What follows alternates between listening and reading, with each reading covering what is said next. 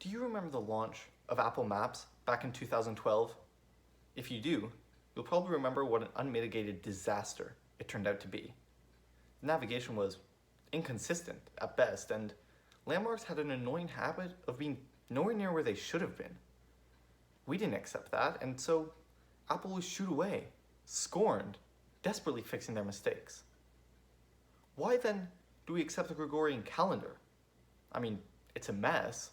The number of days changes every month. The number of days changes every 4 years, unless that year is a centennial year not divisible by 400. That's absurd and really far more complicated than it has any right to be. Is it April that has 30 days, or is that May? What about September?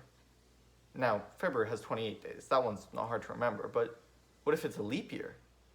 Is this year a leap year? When's the next leap year? If this had been designed by a modern Silicon Valley giant such as Apple, it would be a devastating blow to their profit margin. Did you know that there are 10 days in the middle of October that everyone just refuses to acknowledge? Some history. The Gregorian calendar was proposed by a commission appointed by Pope Gregory XIII in the late 16th century. In 1582, after approximately 5 years of deliberation, the commission proposed simply ignoring those 10 extra days that had built up. Now, I would love to be able to just ignore $10,000 of my student debt and pretend it didn't exist, but that's a whole other issue. To make matters even more confusing, the commission proposed that to prevent such a buildup happening again, they would add a leap year every 4 years. Okay, that's not too bad. Except on centennial years, not divisible by 400. What? If that sounds complicated, you're absolutely correct. The good news is that these mathematical gymnastics means it will be just under 4,000 years before we require another reset to get back on track. Yeah, the Gregorian calendar is remarkably precise when it comes to long terms, but it's not exact. One Gregorian year is equivalent to approximately 365.2425 days, or 366 on leap years. By contrast, one sidereal year, the time it takes Earth to complete one full rotation around the Sun, is slightly more, 365.2564 days.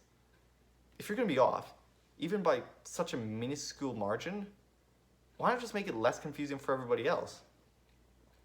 And here we come to the crux of the issue.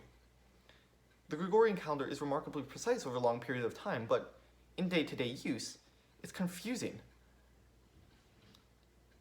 If humanity ever wishes to expand beyond our planet, and indeed our solar system, a better and more ubiquitous system is necessary. Why should a Martian colony, for example, be restricted to Earth's orbital rotation period? In light of this revelation, I propose a new system, the Unified Standard Calendar. The Unified Standard Calendar streamlines the year in the interests of making it more efficient. It gets rid of the pesky decimal places at the end and makes each year exactly 365 days. Yeah, this will cause seasonal drift. Every 300 years or so, the seasons will have shifted by approximately 1 quarter. But ultimately, this is irrelevant. The northern and southern hemispheres already have inverted seasons, and it's not like seasons on other planets will be anything like Earth. However, in the interest of simplicity, the solstices will shift to maintain their titles of the longest and shortest day in the year, and the equinoxes will shift as well, to maintain their titles of the midpoints. Alright, so now that we've dealt with the year, let's move on to the months. We can't simply keep the current ones, that's why we're doing this whole thing. So let's toss out those randomized month lengths and make each one 4 even weeks, 28 days. Now, unfortunately, 28 does not divide evenly into 365, but it does into 364, 13 months of 28 days each, 4 even weeks. All right, Hudson, you say? But you said your year has 365 days, and you only have 364 right now. Well, you're absolutely right, I'm missing a day. So let's add it in. An international holiday, if you will, not connected to any week, not connected to any month. a day to revel in our common existence, a day for humanity. Humanity Day. To summarize, every month has 4 even weeks. Every year has 13 of those months, plus 1 extra day. 365 days in total. Simple, efficient, easy. Yes, the change will be difficult, but what change isn't? And in the end, it will be worth it. No more confusion over the dates. No more wasted dollars due to easily avoidable clerical errors. No more children left sad and confused because their birthdays are forgotten again. The conventional, inefficient ways of tracking the dates have expired. Humanity is being ushered into a new age. But when should this new age officially begin? I propose June 21st, 2030, Common Era, the last solstice of the old, and the first Humanity Day of the new.